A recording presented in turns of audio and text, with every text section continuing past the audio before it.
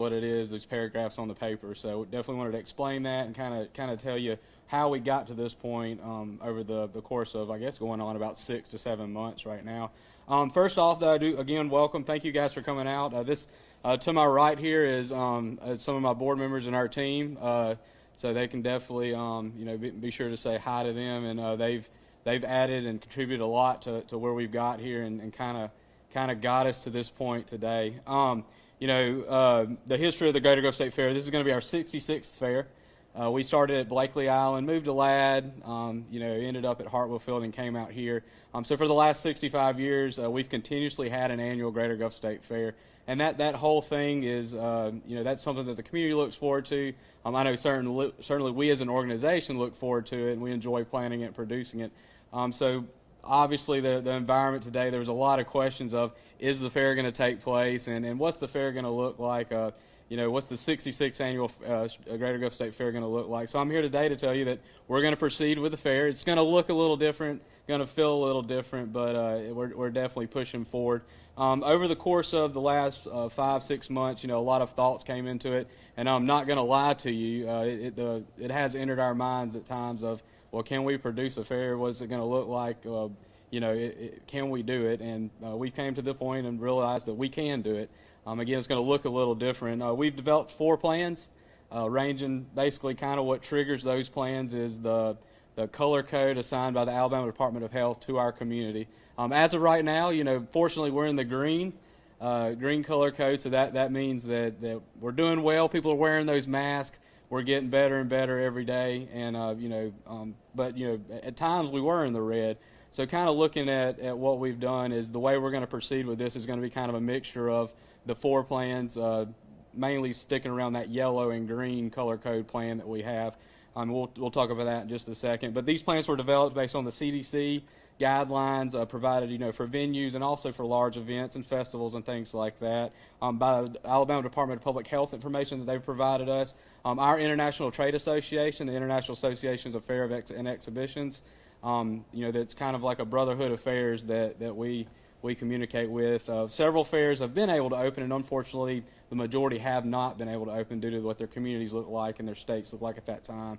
But we've learned, and we've talked to a lot of fairs, spent countless hours on conference calls, batting things back and forth, looking at their plans, whether that's Delaware State Fairs plans or whether that's Wyoming State Fairs plans, and see how they were able to provide an excellent event given the current COVID economy that we're in. And then also looking at the Outdoor Amusement Association that we're members of, they provided excellent guidance. In addition to that, the White House is planning to reopen America. So taking all that information and developing those 4 plans, and that's how we got here today. You can find those plans before we go any further. Those plans you can find at www.greatergulfstatefair.com/COVID, or just go to greatergulfstatefair.com, and there's a tab there as well. So again, I told you the plans are based on what our color code based on the Alabama Department of Public Health is. And I mentioned that we're going to proceed like we're still in a yellow or red phase, out of an abundance of caution. What's that going to look like? There's obviously going to be social distancing. I think social distancing is probably the best thing that might have came from this, because nobody likes to be standing in a line and somebody right on top of you. So we're definitely going to be enforcing social distancing and encouraging that. There's going to be numerous signs, lots of communication throughout the grounds and the park about that. On top of that, there's also going to be dedicated clean teams on our side of the fair and also our partner side from North American Midway. Before you leave, you can take a look at the video that they've developed, kind of illustrating those intense cleaning that's going to go on with the rides and all the touchable surfaces. There's also going to be no indoor events this year, unfortunately, other than the restrooms in the back of the concourse, which we clean constantly. We just feel it's wise not to have anything inside, and that includes the marketplace, unfortunately. I know a lot of our vendors, we're trying to plug those folks into maybe some outdoor areas, but unfortunately we're not going to be able to have that full and robust vendor experience that we've had previously. We're going to have a lot of family entertainment, and unfortunately we're not going to be able to utilize the grandstand this year. We've looked at it every which way, and there's really no way that we can adequately enforce social distancing in a grandstand. Given our grandstand and knowing our grandstand lawn, there's no way to really enforce that and make sure that happens. And then also there's just, the entertainment industry's taking a hit, whether that's the production companies or the artists themselves.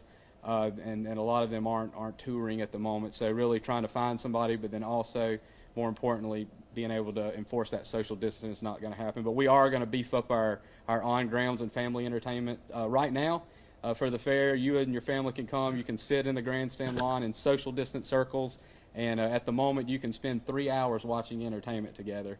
In the lawn there on the grass and social distance circles. So we're definitely beefing that up to provide value for the entertainment portion of the fair. We're going to have things from dedicated hotline and text lines that if you're at the fair, you're concerned about coming to the fair, you can text or you can call, get your questions answered. Or if you see something, if you're like, hey, I don't know if that should be happening here, maybe that needs to be cleaned, shoot the text. You'll be able to find that through the app that we'll talk about in just a few minutes, find all that information in there and be able to do that. We'll be, temp checking and questionnaring all of our employees and volunteers every time they show up for a shift, and so we're definitely taking those, those increased steps to ensure everyone's safe. And then also we'll be increasing our amount of entry points and exit points. Obviously, everything's going to be outside, so the beautiful exhibits that we have inside here, the decor we have, unfortunately, this year is going to have to be paused, but we are going to have, outdoor exits and increase the number of those and entry points.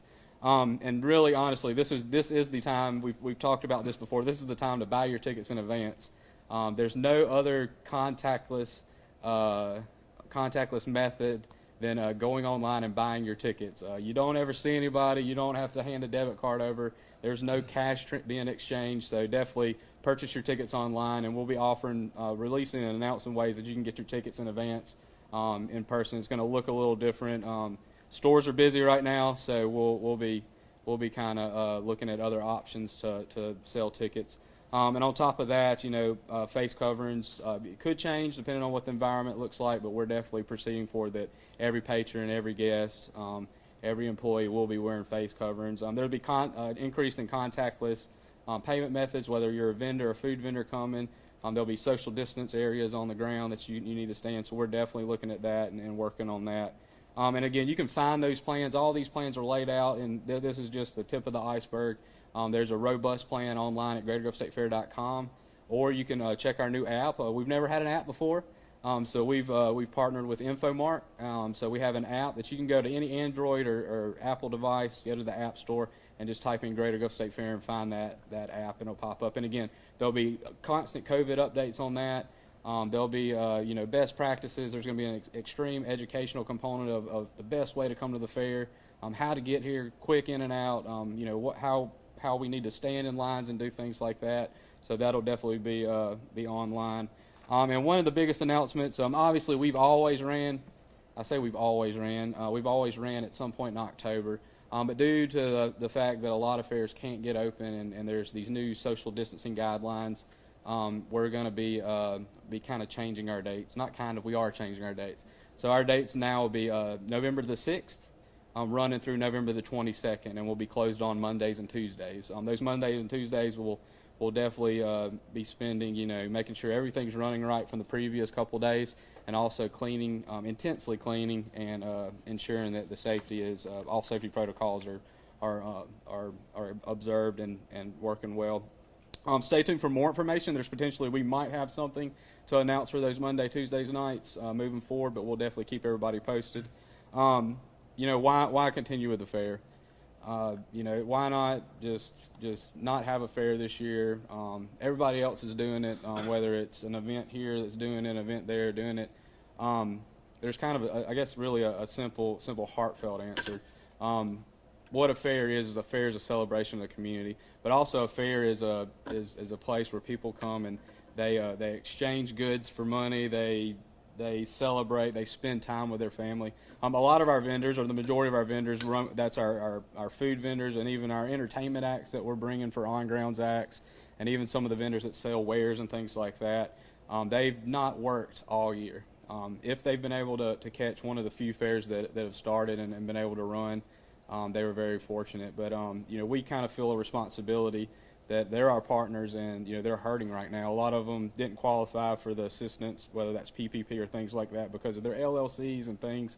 So really, we kind of have that responsibility that we feel to those people that have worked with us for 65, 66 years to ensure that we help them when we can. They've always helped us. And then on top of that, we're a nonprofit organization ourselves. We're a JC project, a project of the Mobile JCs.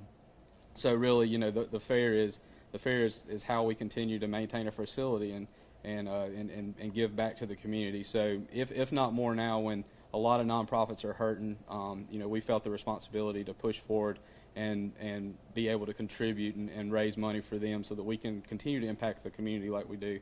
And then on top of that, our mission and our vision as an organization is we want to be a place where people come to make memories. Whether that's during Mardi Gras with Mardi Gras balls, or a vintage market event that you come out here with your friends, or at the top of our list is the fair. So there's no better time in 2020 after all we've been through. We sat at the house for months at a time. We haven't been able to go and do anything with our family. A lot of things have been impacted. Honestly, it's been a tough year. Been a tough year for me, a tough year for a lot of people. And our community needs that encouragement. Our community needs something where they can come and their family, socially distanced, very clean place that they can come and they can just spend time and maybe for whether that's an hour or that's 2 hours, get a glimpse of that normalcy that we had 8 short months ago. But that's why we're pushing forward. Again, you can find more information at GreaterGulfStateFair.com or go and find our app powered by InfoMark on any app store. And again, just feel free to give us a shout. We'll be releasing all this information in the coming weeks, and we can't wait to get open on November 6th and for the 66th annual Greater Gulf State Fair. Thanks.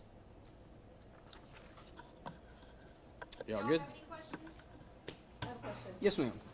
Sanitizing stations and Yep. temperature checks. Yep. One thing I actually left out that I just remembered is that we will be capping capacity. So 7,000 people will be allowed at any given time. That allows for 50 square feet of social distancing space. I've ran the numbers, and it makes my head hurt. So we'll definitely be doing that. But sanitizing station increasing, we're going to have, I want to say that our plan, the kind of different phases, but the plan we're rolling with, we'll be installing 175 hand sanitizing stations on our side of the house. And then on North American Midway, our partner, the Carnival Company, they'll be installing 150 to 200 themselves, and every ride will have a dedicated sanitizing station. So it definitely will. I don't know where I'm going to put all I think 500 hand sanitizing stations, but we'll figure it out. You might be tripping over hand sanitizing stations, but we'll definitely have those. And what about temperature checks? Temperature checks.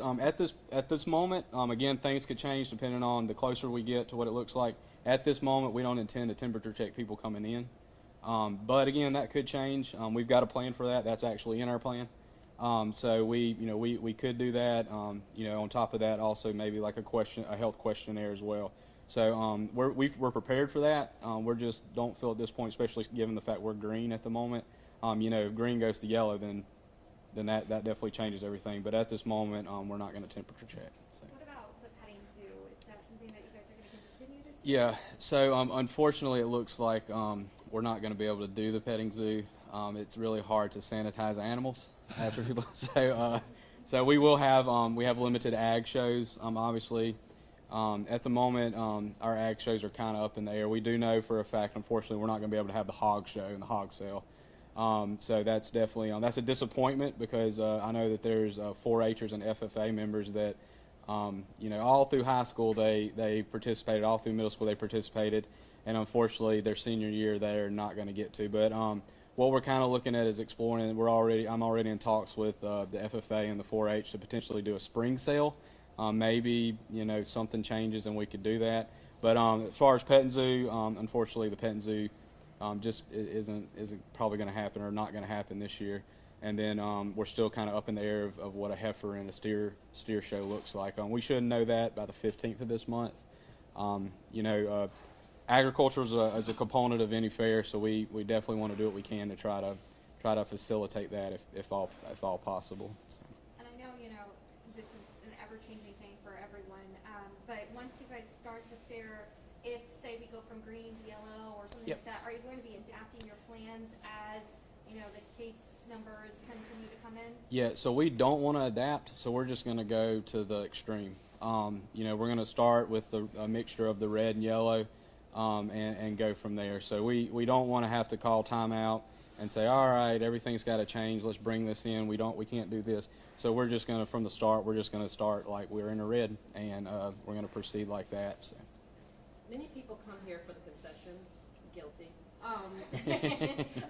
What can we expect from changes with the setup? Yeah. If you would explain that. Yeah. So again, everything's outdoors, and we'll be spreading things out. Traditionally, I really when I lay out the menu, when me and Pascal lay out our food vendors, we like the tightness of the vendors, and there's no gaps, and you're going vendor. We're not going to be able to do that this year. So to my chagrin, I guess, we're going to have to space these out and figure that out. So definitely vendors will be spaced out. We're looking at areas where we can widen the aisles. I want to say on average our drives or our walkways are 25 feet.